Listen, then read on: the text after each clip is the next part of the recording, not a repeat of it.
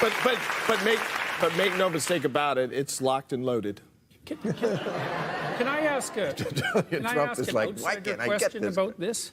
Yes, I mean, please. I've been listening to all of this about Trump and watching how these conversations go in the U.S. And I have one question about it. I mean, there's all these people in the U.S. who are on the conservative side who are aligned with Trump for all sorts of reasons. And there's all this tension around his presidency and attempts to pull him out of his office for various reasons. And what do you think will happen if that comes to pass? What do you think will happen to these people that have identified with Trump? And like, how is it that Democratic types, for example, are holding out their hand to say to these conservative types, sort of like, welcome back into the fold? Because it looks to me, from an outsider's perspective, that your country is polarizing in a way that's not good, and that, you know, people are going after Trump. And I understand that. It's not like I don't understand that. But there's all these people that elected him and that are identified with him, and they're not taking this well, you know. And so, well, they're not. They're not. It's not. And you know, you might not think they're very bright and all of that, and you know, they're backwards and all of those things. But you know, you need to have respect for the rest of your citizens, and if your country isn't going to pull itself apart. And I really see this happening from an outsider's perspective when I come down here. And I lived in the States for a while, and it wasn't like this before. If he was just a regular Republican president with Republican policies, I would say you'd have a point. But what is so alarming is the assault on democratic norms, what we were talking about here today. Things like threatening to put people in jail, threatening to put journalists in jail, wanting military parades, praising dictators, wanting to be a dictator. I mean, we are at a moment here. I try to impress on the people who are too young to remember a lot of presidents and a lot of elections, how incredibly different this is than anything that ever came before. I never much liked the other Republicans who were in office, but I have a renewed respect for them. George Bush and Mitt Romney would not have tried to pull this shit. They just wouldn't. What about Nixon? Nixon got caught, and he gave himself up, basically. Well, although this president makes the Watergate burglars look brilliant. Right.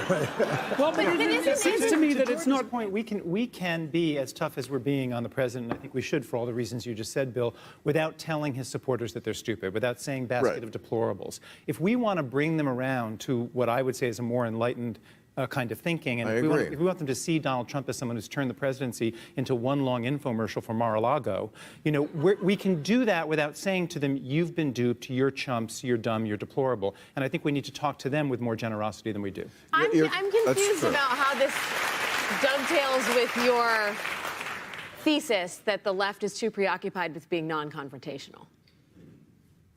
Right? The left is too preoccupied just that with we are. That's interesting. Okay, all right. No, that's a good question. The idea that liberals, especially intellectuals, are preoccupied with politically correct speech, that they're not. I see. And yet. No, they're too preoccupied with identity politics by a large margin, and they tend to categorize everyone by their ethnicity and their sex and their gender, and I think all that does is turn people into tribal actors, and that the end result of that is catastrophe. But weren't you also saying, though, that the left is too worried about offending people?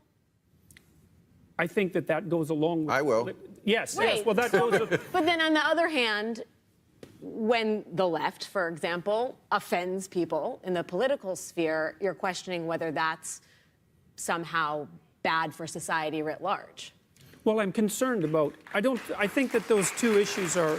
I think that those two issues are somewhat separate. I'm concerned about the dialogue in the United States around the presidency, pulling people farther and farther apart. It has nothing to do with the behavior of Trump. I think this is an independent issue. You can say positive or negative things about Trump as his might. But he's only there because they support him. You see, I know. That's the thing. But that's the issue. That's the issue. Is they did support him, and without the circus, he's just a lonely clown. Yeah. But he has these people in Congress who are enablers, and this base that it is a cult of personality, not unlike dictatorships we've seen in the past. I mean, he said once, famously, I could shoot someone on Fifth Avenue and not lose any fans. Yes, And he has proved that to be almost true. I mean, we cannot imagine what he would do where they would turn on him, because I don't know what that would be. I don't think it's anything, because whatever it was, he would just say, well, it's fake news. But okay, so imagine he's impeached, just for the sake of argument. Impeach or convicted. Okay, either of those. But it seems to me... Well, that matters. One, he has to leave. Yeah, no, it's not an unimportant detail, but it still seems to me that it leaves you with the problem of what do you do with the disaffected 40% that are going to be very unhappy about this, independent of Trump's behavior. Kind of like the Sunnis after we kicked over Saddam. Well, that's a hell of a precedent ISIS. to cite. Yes, right. That's what I worry about. Let me Trump's suggest support. that this is an argument, looking for an argument rather than a solution. We're not waiting for impeachment. We're making sure that people understand Donald Trump cannot stop us today.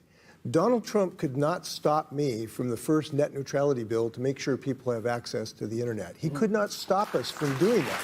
He cannot stop us.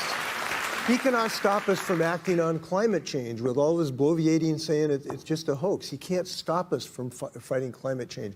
He can't stop us from having the best paid family leave and sick leave policy. He can't stop us. When we demonstrate people progress in our states. Washington State. No. But No one That's an can stop us from boosting he certainly is stopping us from protecting the environment. He has signed executive orders, right? The first thing he did in office was to sign an order that said, hey, you want to dump your coal sludge in the streams? Go right ahead. The head of the EPA is Scott Pruitt. He's reversed all of No, he just changed it to the Environmental Pollutants Association. I know, but just to say he can't stop us. And he's changed the tax landscape everywhere. Absolutely. I mean, you can't do anything in your state. And he's appointing appointing crazy judges left and right. So here's he's the good changing things as we speak. we're We not don't talking- cover it because of Stormy Daniels, but all of this is going on.